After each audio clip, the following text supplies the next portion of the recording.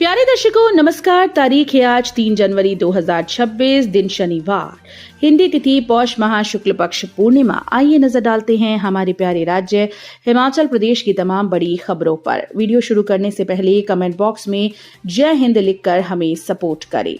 तो चलिए शुरू करते हैं।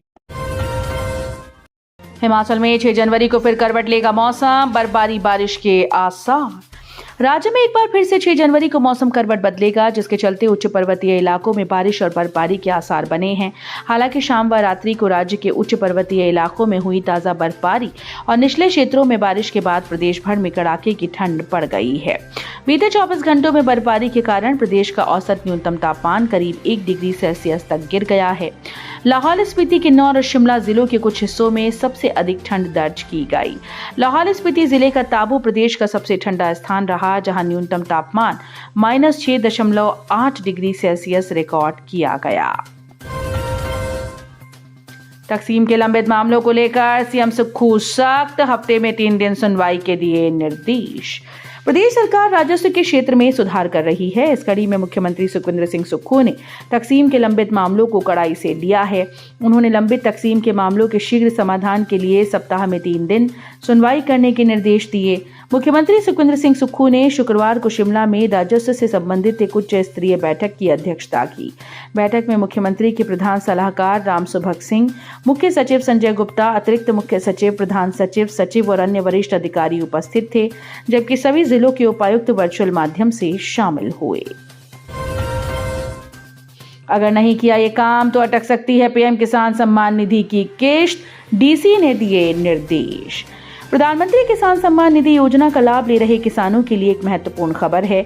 अब योजना के तहत लाभ प्राप्त करने और भविष्य में कृषि संबंधित अन्य सरकारी योजनाओं से जुड़ने के लिए किसानों को एग्री स्टेक पोर्टल पर अपना पंजीकरण करवाना अनिवार्य कर दिया गया है।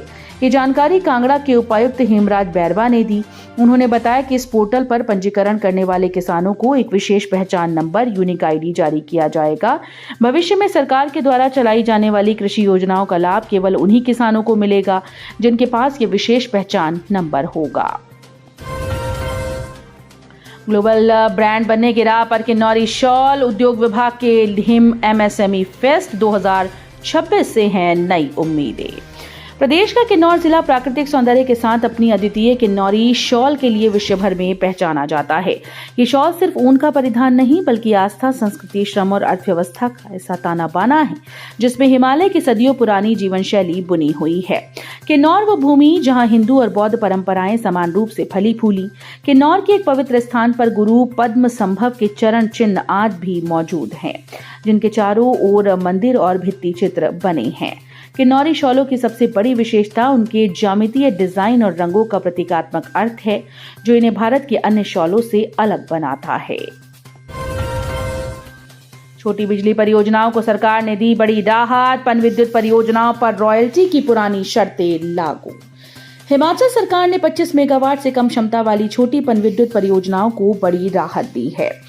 कैबिनेट में हुए फैसले के बाद इंप्लीमेंटेशन एग्रीमेंट साइन न करने वाले छोटे प्रोजेक्ट के बाद अब उन प्रोजेक्ट को भी रॉयल्टी की बदली हुई दरों से मुक्त कर दिया गया है, जिन्होंने इंप्लीमेंटेशन एग्रीमेंट साइन कर दिया लेकिन बिजली बोर्ड के साथ पीपीए नहीं कर रहे हैं। इन्हें अब 12% फ्री पावर और 1% लोकल एरिया डेवलपमेंट फंड ही मिलेगा।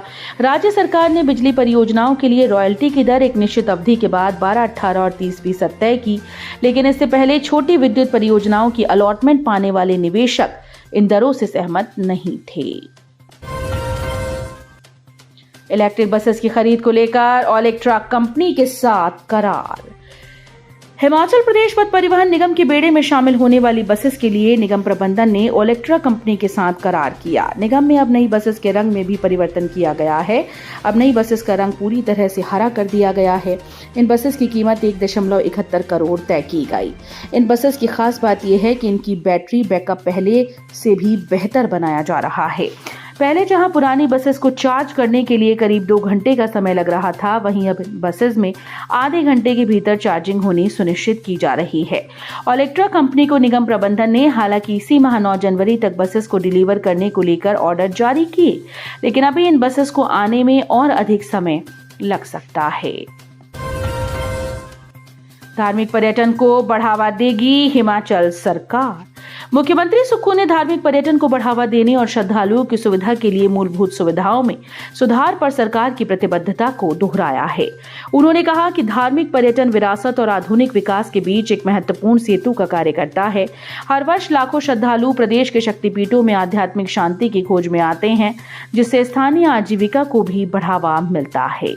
गौर हो कि मुख्यमंत्री ठाकुर सुखविंदर सिंह सुक्खू ने अपनी धर्मपत्नी विधायक कमलेश ठाकुर के साथ शिमला के शोगी स्थित तारा देवी मंदिर में पूजा अर्चना की। बद्दी के शीतलपुर में बसेगा नया शहर। नई टाउनशिप के लिए हिमुडा को मिली 3200 बीघा जमीन।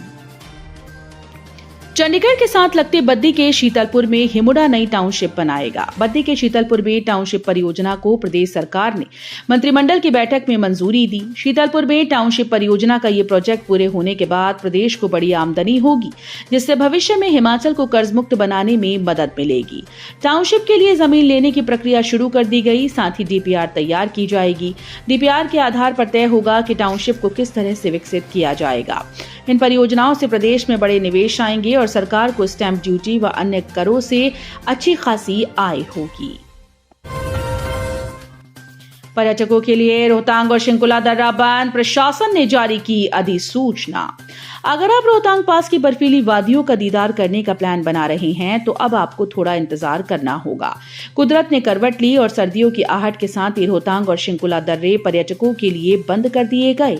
अब इन खूबसूरत वादियों का लुत्फ उठाने के लिए आपको गर्मियों तक का इंतजार करना होगा। कुल्लू और लाहौल स्पीति प्रशासन ने आधिकारिक तौर पर इन दोनों प्रमुख दर्रों को बंद करने की अधिसूचना जारी कर दी। रोहतांग दर्रा बंद होने के चलते प्रशासन ने मढ़ी स्थित अस्थायी चेक पोस्ट को अब गुलाबा शिफ्ट कर दिया है। मनाली आने वाले पर्यटक अब रोहतांग की ओर केवल 20 किलोमीटर दूर गुलाबा तक ही जा सकेंगे। स्कूल शिक्षा बोर्ड ने घोषित किया एचपीटीईटी का रिजल्ट। 25.6% अभ्यर्थियों को मिली सफलता। हिमाचल प्रदेश स्कूल शिक्षा बोर्ड धर्मशाला के द्वारा आयोजित अध्यापक पात्रता परीक्षा नवंबर 2025 का परीक्षा परिणाम 2 जनवरी को घोषित कर दिया गया। बोर्ड अध्यक्ष डॉक्टर राजेश शर्मा ने बताया कि ये परीक्षाएं 2, 5, 8, 9 और 16 नवंबर 2025 को प्रदेश भर में स्थापित विभिन्न परीक्षा केंद्रों में सफलतापूर्वक आयोजित की गई थी। बोर्ड के द्वारा TGT arts, TGT medical, TGT non medical, TGT Hindi, TGT Sanskrit, JBT Punjabi, Urdu और विशेष शिक्षक विषयों की पात्रता परीक्षाएं करवाई गई। धर्मशाला छात्रा की मौत मामले में कांग्रेस प्रदेश अध्यक्ष का आया बयान। सुक्खू सरकार से की ये बड़ी मांग। प्रदेश कांग्रेस अध्यक्ष विनय कुमार ने धर्मशाला कॉलेज में छात्र के साथ हुई कथित तौर पर रैगिंग और उसके बाद उसकी मौत पर गहरा दुख व्यक्त करते हुए शोक संतप्त परिवार के प्रति अपनी संवेदना व्यक्त की है। अपने बयान में विनय कुमार ने कहा कि इस घटना से वो बहुत आहत और दुखी हैं।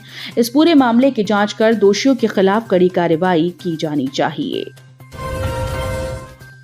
रोजगार का सुनहरा मौका। 10वीं पास युवाओं के लिए 150 पदों पर निकली भर्ती। 5 से 9 जनवरी तक होंगे इंटरव्यू। अगर आप रोजगार की तलाश में हैं और कम से कम 10वीं पास हैं तो ये खबर आपके चेहरे पर मुस्कान ला सकती है। नए साल की शुरुआत में कांगड़ा जिले के युवाओं के लिए नौकरी पाने का एक बेहतरीन अवसर सामने आया है। क्षेत्रीय रोजगार अधिकारी ने 150 पदों पर भर्ती के लिए साक्षात्कार का कार्यक्रम जारी कर दिया है।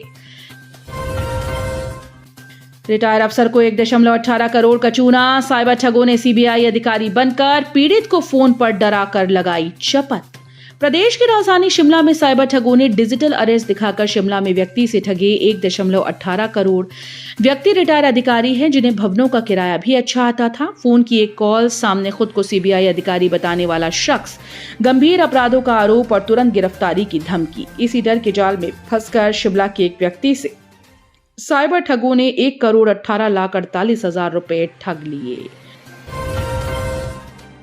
सुंदरनगर के युवक का थाईलैंड में हुआ निधन। सुंदरनगर के भोजपुर बाजार निवासी 24 वर्षीय युवा अनमोल शर्मा का थाईलैंड में निधन हो गया। जानकारी के अनुसार अनमोल थाईलैंड में एक होटल में शेफ के रूप में कार्यरत था और गत माह दादा के निधन के बाद कुछ दिन पहले ही थाईलैंड अपने काम पर लौटा था। थाईलैंड पहुंचने के बाद वो अस्वस्थ हुआ और उसका भी निधन हो गया। तो ये थी आज की फटाफट खबरें। हम मिलेंगे अगले बुलेटिन में, तब तक के लिए धन्यवाद। जय हिंद।